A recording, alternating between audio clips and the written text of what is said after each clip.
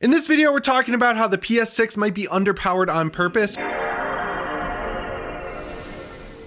How's it going, everyone? As always, my name is Jimmy Champagne, and this is PSReady, my channel all about PlayStation. If you want to keep up to date on all the latest PlayStation news and get some insight into the world of Sony and the PS5, make sure you're subscribed with your notifications set to all. So there's a little game called Dragon's Dogma 2 coming out on March 22nd, and if you've seen any of the videos like the IGN first gameplay, you're probably pretty excited for it, like I was when I first saw it. So that was finally the excuse I needed to go back into my massive backlog and try out Dragon's Dogma Dark Arisen, the re-released version of this game that was for PS4 that obviously works on PS5 as well. Guys, I'm telling you, you have got to try this game. I know there are so many open world action RPGs available right now, but this feels like stepping into the future, even though it's a game that's like, I don't know, 10 years old at this point. I gotta be honest, it has a gnarly tutorial that's honestly terrible, but once you get through that first hour and you get to the first big city, Grand Soren, and you're picking up quests, going out into the open world, you'll realize that this is like Skyrim on crack. It's like if you took Skyrim, mixed it with Dark Souls and Monster Hunter, and got one of the greatest RPGs ever. My favorite part of it is the like Shadow of the Colossus element, where you get to climb up a Cyclops and then stab him in the eye, and it does more damage than if you're just like beating him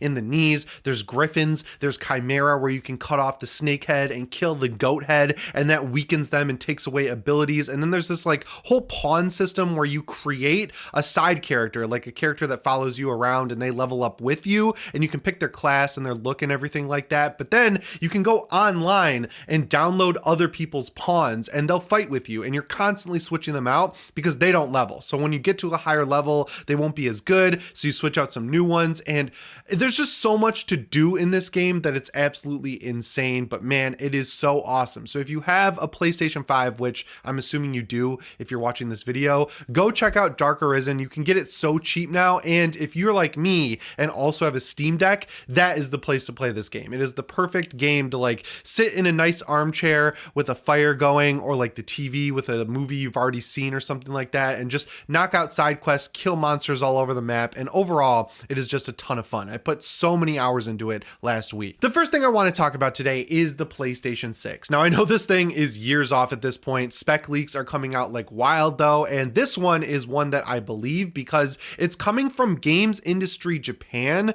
and it's basically built on the way the PlayStation 5 is selling and how expensive games are to make at this point. So the report says that Sony will sell 18.5 million units of the PlayStation 5 in 2024, which misses their target of 25 million units, which I don't really know if that's good or bad. I'm assuming missing your target isn't good. The reason I think at least the PS5 will undersell based on what they want is because the 2024 release schedule is really light. There are third-party exclusives like Final Fantasy VII Rebirth. There are first-party exclusives like Helldivers 2, which comes out a month from today. But once you get beyond a few of those games, there's nothing in terms of like a Spider-Man 2 sized release, you know? Like they're relying very heavily on the third and second party releases this year, which isn't great. The issue that's already started and going to continue to get worse though is because of the out of control budgets of games. Like we just saw that Spider-Man 2 cost $300 million, and games like Ghost of Tsushima are in the 80 million range. I think Horizon and The Last of Us Part 2 were in the $100 to $200 million range. So, you know, they're like rapidly approaching the cost of blockbuster movies like Avengers or whatever, but they're also exceeding them. Like Spider-Man 2 was $300 million, which costs more on paper than something like Avengers Endgame. And something you've got to think about when you see these numbers like $300 million, that's not the actual budget. That's the development budget of the game. That does not include marketing. So when you're talking about a movie or a video game, you basically have to double, or in the case of something like Spider-Man 2, you know, a huge blockbuster game, you've got to like 2.5 times the budget. And that's the number that they have to hit to actually return a profit. So once they get to like $600 million or even like $700 million on Spider-Man 2 sales, that's the moment they start making money on Spider-Man 2. So obviously it's a super high risk, super high reward game, right? Like when you put out a game that's generational, like I would argue Spider-Man 2018 or I don't know, Baldur's Gate 3, you're going to return a profit on that. But if you put out a game that's like a 7 or 8 out of 10 even, like I don't know, Days Gone, and you start throwing it on services like PlayStation Plus Extra, giving it away for free to people who already subscribe, that's when you start having to worry about a game actually becoming profitable. And the same thing goes for movies. Movies are fucked right now. Like, this year was terrible for movies. We saw the superhero genre declining rapidly, which is bad because that was holding the entire movie industry on its back. Things are not good when it comes to budgets and profit returnability. Now, over in the movie space, they've already kind of figured this out. Well, one company has, really. It's called Blumhouse. They make so many horror movies. Like, even if you're watching a horror movie that didn't go to theaters on something like Amazon Prime, chances are it was made by Blumhouse, as long as it's not a truly indie movie. And the reason they're so successful is because they've realized that, like, hey, if we make $100 million horror movie like all the remakes back in the early 2000s, the Texas Chainsaw Massacre, Friday the 13th, A Nightmare on Elm Street, we'll have a really tough time earning that back, right? Because then suddenly you have to make $200 million on a horror movie, and that is a huge gamble. So they've dramatically decreased the budget of movies. Even a big blockbuster tentpole horror movie like Halloween 2018, that only cost $10 million.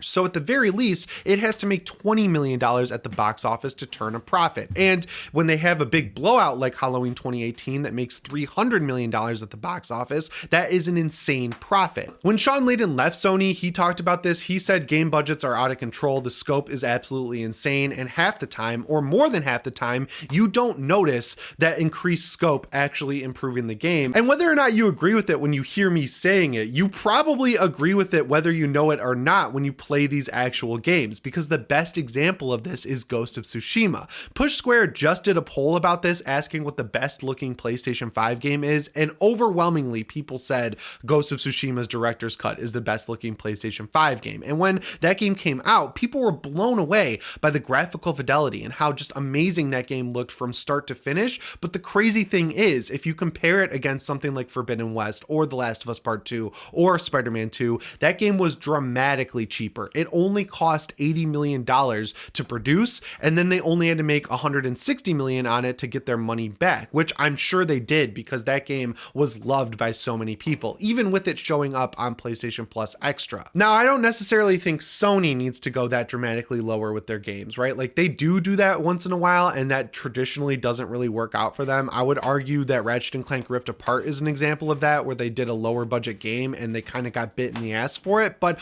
other publishers like EA or Take-Two or Ubisoft, those are publishers that could dramatically benefit from making cheaper games to put out throughout the year while they build up to their biggest tentpole releases, and then they don't have to worry as much about making back a profit. But when you're talking about $300 million budgets, all the $20 million games in the world, or even $80 million games in the world that are successful, aren't going to give you enough of a safety net where you're going to survive a big bomb like, I don't know, Avatar Frontiers of Pandora, or the next Ghost Recon, or really anything. Like, the next Far Cry could totally bomb, and something like that could put Ubisoft out of business. And that's exactly what we're seeing with Bungie as well, where they're selling tons and tons of microtransactions. They're selling more copies of Lightfall than any other Destiny expansion. This year they hit their peak on Steam, and even that wasn't enough, and they missed their projections by over 45%. So what analysts are coming to Sony and saying is, hey, why don't you artificially limit developers, right? Like, you're giving them too powerful of a console with the PlayStation 5 and the upcoming PlayStation 5 Pro, where they're going to want to take advantage of all this new overhead that they have and throw in all these different features and graphical fidelity increases and everything like that. Why don't you just artificially lower the ceiling on the PS6? Like, make it an increase over the launch PlayStation 5, but make it more of an increase that's in line with the PS3 to the PS4 versus something like the PS4 to the PS5. And on paper, that is kind of smart from a business standpoint, where you're going to say, hey, these developers are kind of going crazy. We're going to artificially limit them so that they can't go crazy. But I don't think that's the right move in practice, because you don't want to limit people's creativity, right? Like, if people want to put these features in, maybe it's something that they go through and develop for Spider-Man 2. They put up the game for internal review at Insomniac's bosses and Sony, and they say, great, this feature is awesome. Why don't we kind of take it out of this game, focus on what's really working for this game, and then make it a feature in Spider-Man 4 down the line, right? Like, you can still have the developers coming up with these features, but when it comes to actually putting out the next game in the series, maybe don't throw everything in the kitchen sink into the finished product. And even that is kind of a touchy subject, right? Like, you don't want to limit them too much in terms of scope and scale, but you also kind of really need to find a middle ground, because while Spider-Man 2 is the next hot thing right now, people might be over Spider-Man by the next time a Spider-Man game comes out, and that could spell the end of Insomniac Games. And we don't just lose Spider-Man at that point. We lose Wolverine, we lose Ratchet & Clank, We lose any shooter or any other possible new IP they want to produce down the line. And Insomniac, as far as the PS5 goes, is really the best developer in terms of output that Sony has. They've released more games for the PlayStation 5 than any first-party developer this generation, and I'm not counting Naughty Dog with stuff like The Last of Us Part 1 or The Last of Us Part 2 Remastered. And as crazy as it sounds, when you talk about putting more and more overhead into these consoles, you really do start to see diminishing returns very quickly. I have a PC right now with a 4090, an i9, and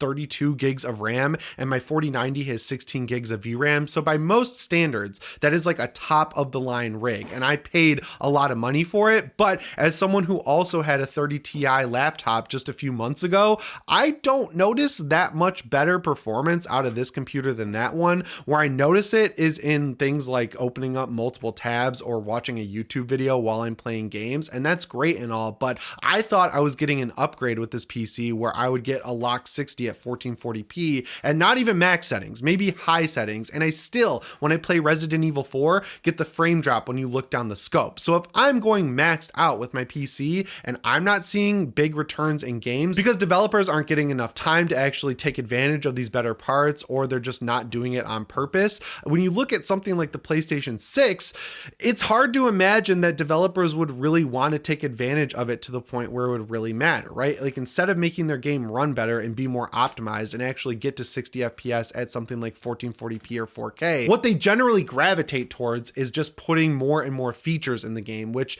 overall I don't think is good. Now, thankfully, things have never gotten bad enough with movies or games where the market hasn't figured it out before it becomes disastrous. Like, Blumhouse is a great example, once again, of a studio that's just perfectly poised to take advantage of the current market. But I don't necessarily want that either, because I will say, once you've seen a lot of Blumhouse movies, they have a formula, right? Like, they don't use a lot of extras, they don't have a lot of action scenes, and when you have movies like Halloween Kills where they do have stuff like that, a ton of extras and action scenes, the way that they're able to do that is the company that makes the movie, Rough House Pictures, they put up the exact same amount of money as Blumhouse to literally double the budget. And that has bit them before too, because with stuff like Halloween Kills and Ends, those movies made a lot of money, but the reason they made a lot of money is because in addition to being in theaters, they also got bought by their distributor, Universal, to be put on Peacock day one, which really sucks. Thankfully, there are examples of games that kind of buck the trend that I just talked about, like Baldur's Gate 3. As much as the combat in that game does not work for me, like, I've tried to start that game 1,000 times and it's just not for me,